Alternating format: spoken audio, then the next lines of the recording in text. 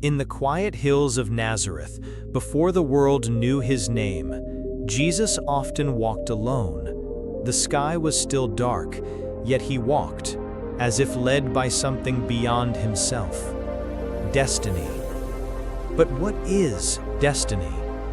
Is it a prison made of choices we didn't make, or a path we are yet to see clearly? One morning, as the sun broke the edge of the earth, Jesus looked up and whispered, "Father, can destiny be rewritten if the heart is ready to obey?" He waited. No thunder, no voice, just the wind and the whisper of the Spirit within. Far away, in a nearby village, a young man named Eli screamed into the heavens, "Why me, Lord? Why was I born into poverty? Why does everyone else succeed while I suffer?" He had lost his father, his land, and his faith, and he believed his fate was sealed. But fate, Jesus would teach the world, is not the end of the story. Jesus once asked his earthly father Joseph, "Why do some men live as kings and others struggle to eat?"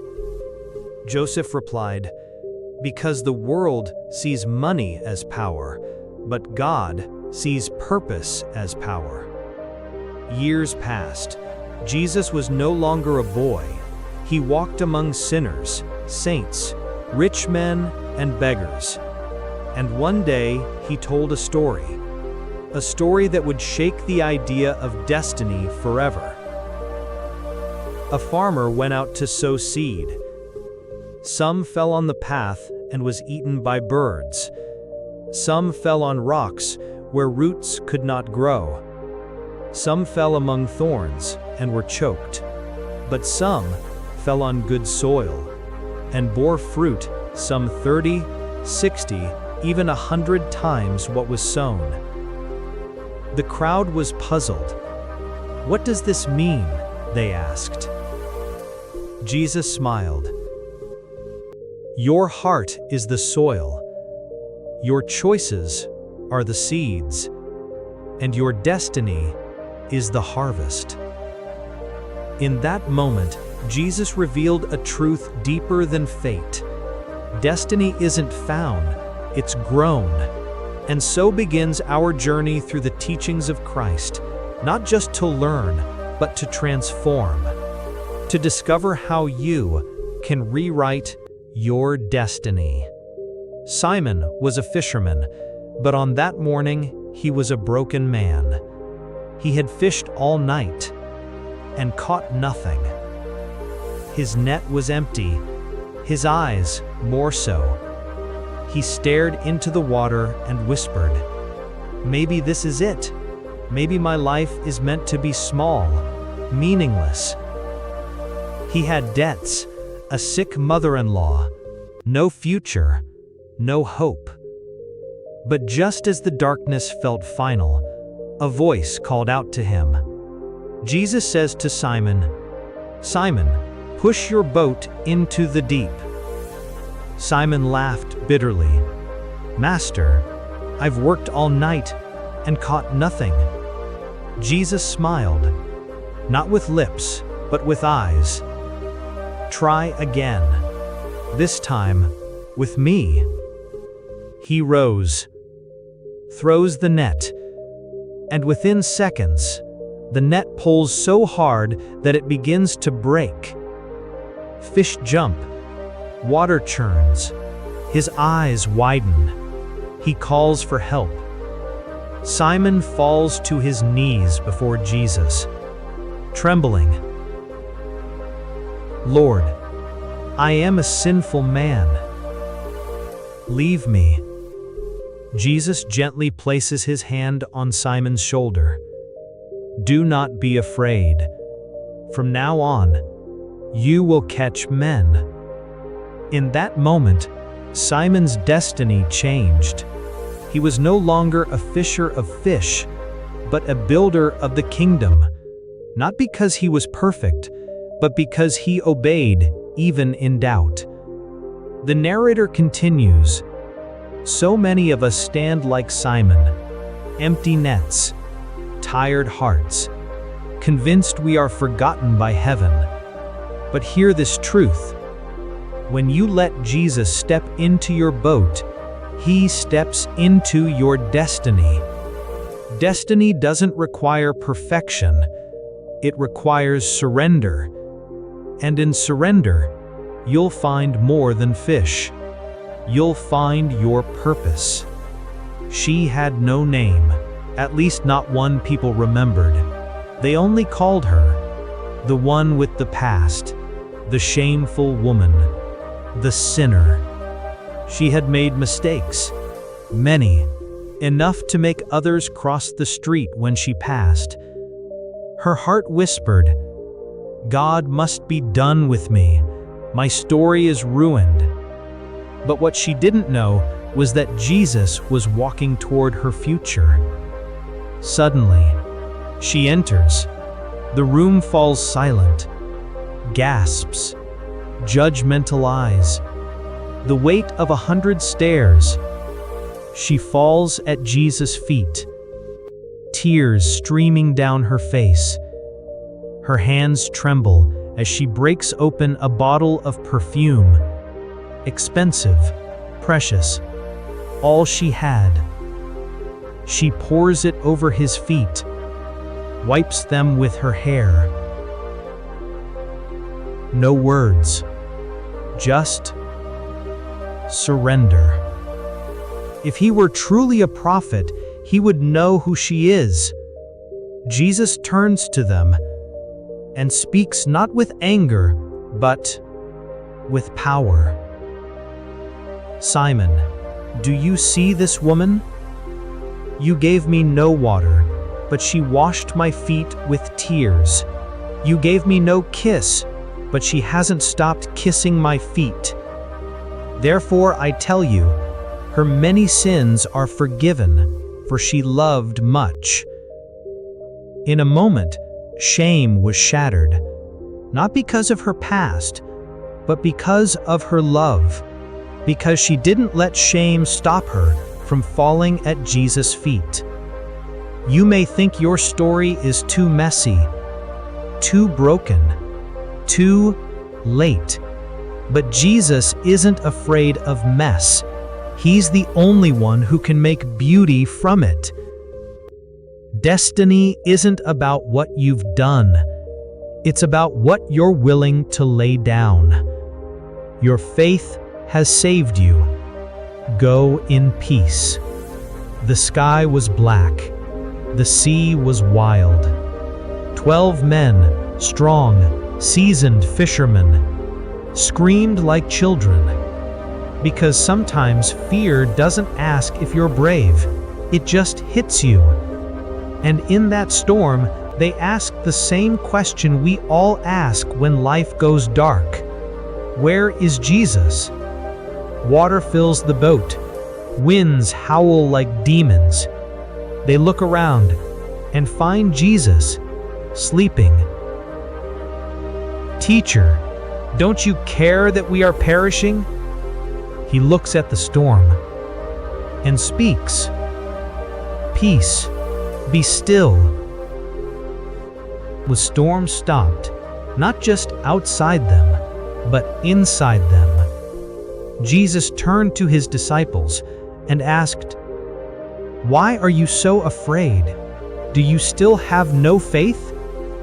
They whisper, "Who is this, that even the wind and waves obey him?" Fear is a liar. It tells you your life is out of control. It tells you you're alone in the storm. But listen closely. Jesus doesn't just calm storms. He walks through them with you.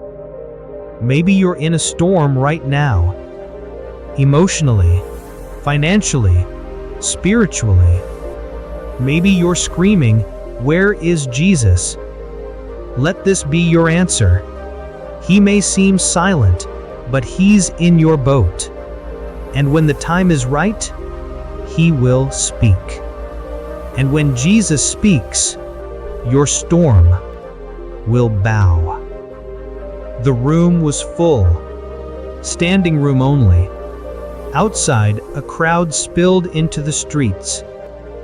Jesus was teaching, but something greater was about to happen. Not through power, but through faith and friendship. The man couldn't move, couldn't speak much, couldn't get to Jesus on his own. But what he couldn't do, his friends did for him. They tried the front, blocked. They tried the side, no way in. Most would have quit, but faith doesn't quit. They tore open the roof, bit by bit, until the hole was just wide enough. And then they lowered their friend straight down to Jesus' feet. Jesus looked up at the broken ceiling, then down at the broken man, and then into the hearts of those who carried him. He smiled. When he saw their faith, Scripture says, he said to the man, "Son, your sins are forgiven." Wait, sins? Not legs? Not healing? Yes, because Jesus always heals the soul first, then the body. Which is easier, to say, "Your sins are forgiven," or to say, "Get up and walk"? So you may know that the Son of Man has authority. I say to you, get up, pick up your mat, and walk. The crowd erupts in awe. But the greatest miracle wasn't muscle or movement. It was that 4 men believed in their friend's destiny, even when he couldn't. There will be moments in life when you are paralyzed by fear, doubt, guilt, failure. And in those moments, you need people who carry your mat.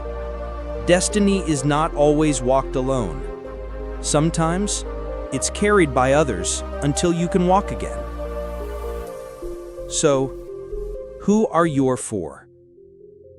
And who are you willing to carry? She walked when no one else would. The heat didn't matter. It was the shame she wanted to avoid. The stares, the whispers, the reminders of her past. She was a Samaritan, a woman, an outcast.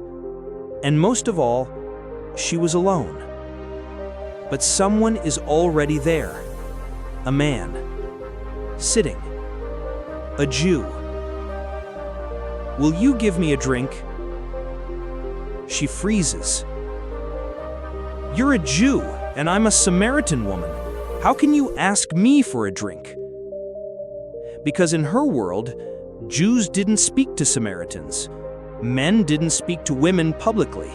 Holy people didn't speak to people like her. But Jesus wasn't like anyone she'd ever met. If you knew who was asking, you would have asked me, and I would have given you living water.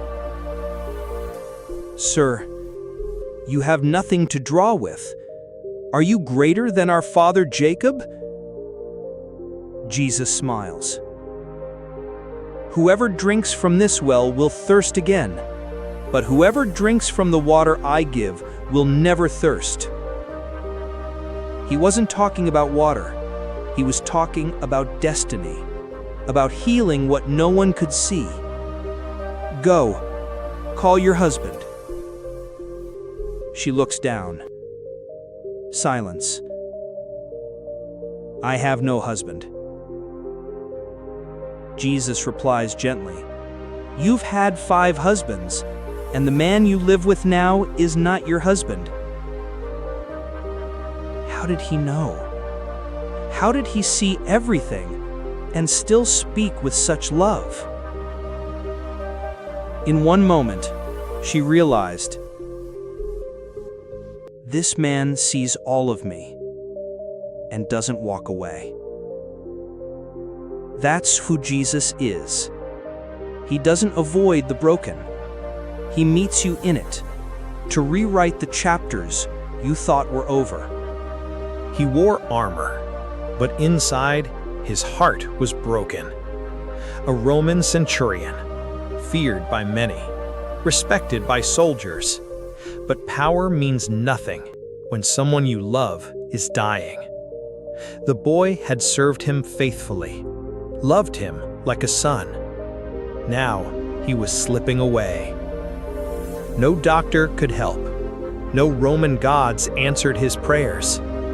And so, the centurion turned to a Jewish teacher he had only heard about. When he sees him, he doesn't shout or demand. He pleads, "Lord, my servant lies at home paralyzed, and he is suffering terribly. I will come and heal him." But the centurion shakes his head. "Lord, I do not deserve to have you come under my roof, but just say the word, and my servant will be healed." A Roman, a Gentile, a man outside the covenant of Israel.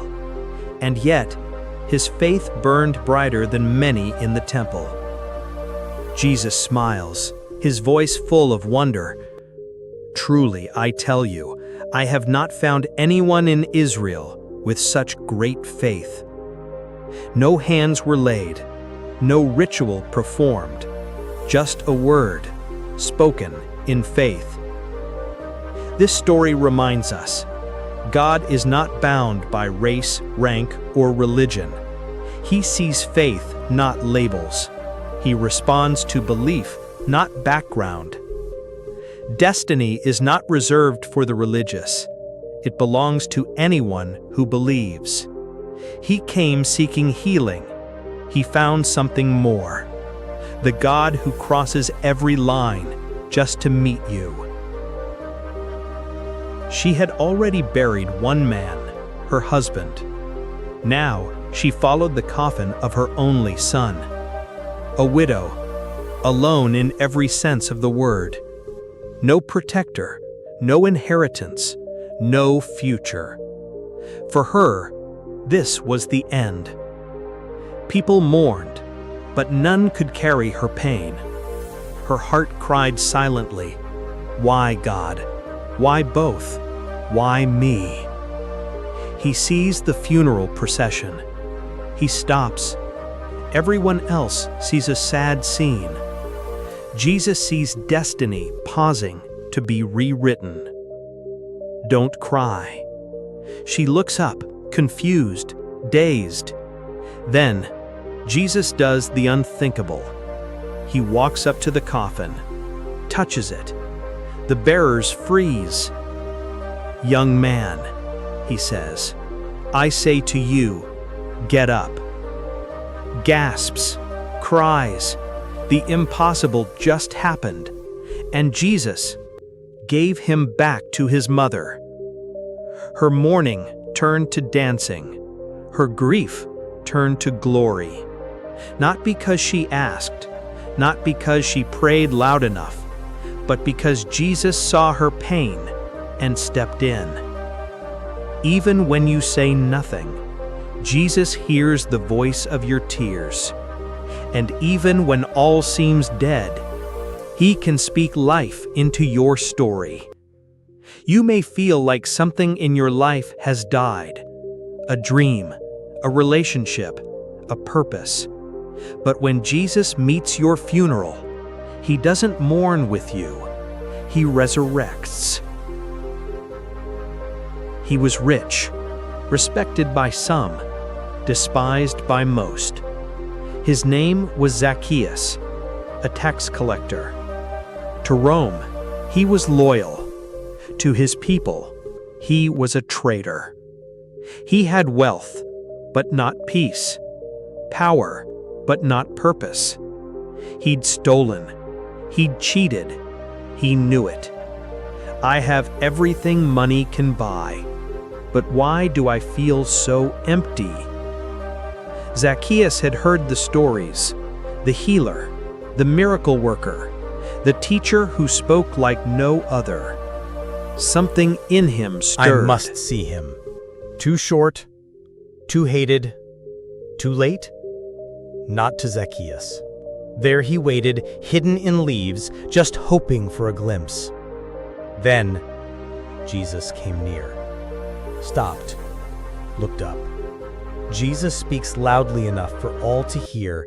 Zacchaeus, come down immediately. I must stay at your house today. He's going to a sinner's house? Why him? But Jesus saw something in Zacchaeus no one else ever had. At the dinner table, face to face with love, Zacchaeus speaks, Lord, I will give half my wealth to the poor and repay anyone I've cheated 4 times over. Jesus smiles. Today, salvation has come to this house. For the Son of Man came to seek and save the lost. Zacchaeus didn't earn grace. He didn't chase it down. Grace came looking for him, called his name, and walked into his home. Destiny doesn't depend on who approves of you. It depends on who calls your name. And Jesus still calls names, even the ones we try to hide. He had no name people remembered, only a condition: blind. Beggars were supposed to be silent, invisible, powerless. But this man, named Bartimaeus, had something others didn't: a voice, and a belief that his destiny hadn't died with his eyesight. A crowd was coming.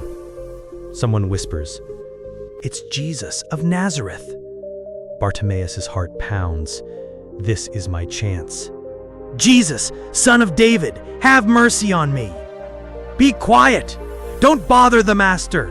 Know your place, beggar!" But when destiny is on the line, you don't care who tries to silence you. "Jesus, Son of David, have mercy on me!" Jesus turns. Call him. The same crowd that tried to silence him now says, "Cheer up! He's calling you!" Jesus looks him in the eyes. "What do you want me to do for you?" He doesn't ask for money or pity. "Rabbi, I want to see." Jesus says gently, "Go. Your faith has healed you." Bartimaeus doesn't run away in celebration. He follows Jesus down the road, his new eyes locked on the one who healed him. He was blind, yes, but more than that, he was hungry for change, and he knew one truth. Faith doesn't whisper when destiny is passing by. Faith shouts. Sometimes the breakthrough isn't in the healing, but in the courage to cry out. Jesus still stops for cries of faith, even when the world says, "Stay silent." The morning began with peace, until it was shattered by shouts and footsteps.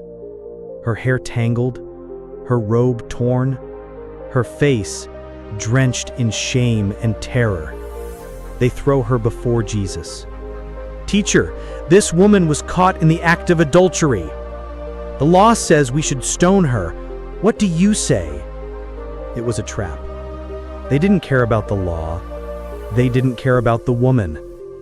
They only wanted to trap Jesus. But he didn't answer. No one knows what he wrote. Maybe her accuser's sins, maybe her name. But the message was clear. Before judgment, pause. Look at your own soul. He speaks just one sentence. "Let the one among you who is without sin throw the first stone." The woman trembles, eyes closed, waiting for pain. But it never comes. She opens her eyes. Only Jesus remains. "Woman, where are your accusers? Has no one condemned you?" She whispers, "No one, Lord." "Then neither do I condemn you." He says, "Go and sin no more." Mercy knelt in the dirt that day. It didn't ignore sin, it overcame it. Jesus didn't excuse her failure, he forgave it. Destiny isn't found by hiding from shame. It's found when Jesus meets you in it. And when he lifts your face, you realize you are not your past. You are your potential in his hands. No one spoke to him. No one touched him. No one dared. He was a leper. To society, he was a walking curse. To his family, a fading memory. He hadn't felt another human hand in years. He had to shout whenever he moved, "Unclean! Unclean!" Not as a warning, but as a judgment. But one day, he heard of a man who healed the blind, made the lame walk, even raised the dead. A man who didn't fear the broken. His voice shakes, tears falling freely. "Lord, if you are willing, you can make me clean." He didn't doubt Jesus' power. He only doubted his willingness. But he stepped forward. Jesus looks at him, without fear, without disgust, and touches him. "I am willing," he says. "Be clean." No ritual, no barrier, just a touch. And that touch said, "You are not untouchable. You are not forgotten. You are mine." Jesus tells him quietly, "Go, show yourself to the priest, and offer the gift Moses commanded." It wasn't just a healing. It was a restoration. To society, to family, to destiny. Jesus doesn't heal from a distance. He steps into your rejection and redefines your worth. She had no name that day, just a condition and a reputation. For 12 years, she had bled. Doctors had failed her. Money was gone. Hope had dried up like her strength. And worst of all, she was considered unclean. She shouldn't be there. The law said she must stay away. But she was done obeying fear. "If I just touch his robe," she whispered, "I will be healed." That wasn't superstition. That was desperation, mixed with faith. She reaches out, just one hand, one finger, and touches the edge of his garment. Her eyes fill with tears. She knows she's been healed. But then, Jesus stops. Jesus turns, scanning the crowd. "Who touched me?" The disciples look confused. "Master, everyone's touching you." But Jesus insists, "Someone touched me. I felt power go out from me." She expected anger, maybe even punishment. But Jesus didn't speak like the world. He spoke like a father. "Daughter, your faith has healed you. Go in peace." She came in fear. She left in freedom. She came to steal a miracle, but Jesus gave her a name. Daughter. Desperation, when mixed with faith, becomes the touch that draws heaven's power. You may feel unnoticed, unworthy, unclean, but one touch, one moment of faith, can rewrite your entire destiny. He lived among tombs. He slept in caves. He howled at the moon. No one knew his real name anymore. They only called him Madman. They had tried to bind him, to control him, to forget him. But the demons inside him were stronger than the ropes. Until Jesus stepped ashore. Even the disciples back away. But Jesus stands still. The man falls to his knees. The demons inside scream, "What do you want with us, Jesus, Son of the Most High God? Have you come to torture us before the appointed time?" Jesus asks calmly, "What is your name?" The answer is terrifying. "Legion," they replied, "for we are many." Jesus gives permission. Suddenly, the man convulses. the demons rush out, and the pigs rush into the sea and drown. He gasps, breathes, weeps. When the villagers come, they're stunned. The man is dressed, sitting calmly at Jesus' feet in his right mind. He begs to follow Jesus, but Jesus says, "Go home to your people. Tell them how much the Lord has done for you and how he had mercy on you." And so he did. A man once filled with a legion of darkness became the first missionary to 10 cities. No amount of chains, physical, mental, or spiritual, can keep you from your destiny when Jesus walks into your storm. You may feel broken, bound, lost in your own madness, but Jesus knows your name. And he speaks not to your demons, but to your future. His name was Jairus, a synagogue leader, respected, influential, dignified, but none of that mattered anymore because his daughter was dying. "My little daughter is near death," he pleads. "Please come and lay your hands on her so she may live." Jesus agrees and begins to walk with him, but time is ticking. Suddenly, a messenger arrives, breathless, sorrowful. "Your daughter is dead. Don't bother the teacher anymore." But Jesus turns to him quickly and says, "Don't be afraid, just believe." Even in the face of death, Jesus speaks life. Jesus enters, people look at him with disbelief. "Why all this commotion and weeping?" he asks. "The child is not dead, but asleep." People laugh bitterly, mock him, but Jesus sends them all out. Jesus takes her by the hand and says softly, "Talitha cum," "Little girl, I say to you, get up." Her parents gasp, frozen in shock and joy. Jesus smiles gently. "Give her something to eat." He didn't just raise her, he restored her childhood. When the world says it's over, Jesus whispers, "I'm not finished yet."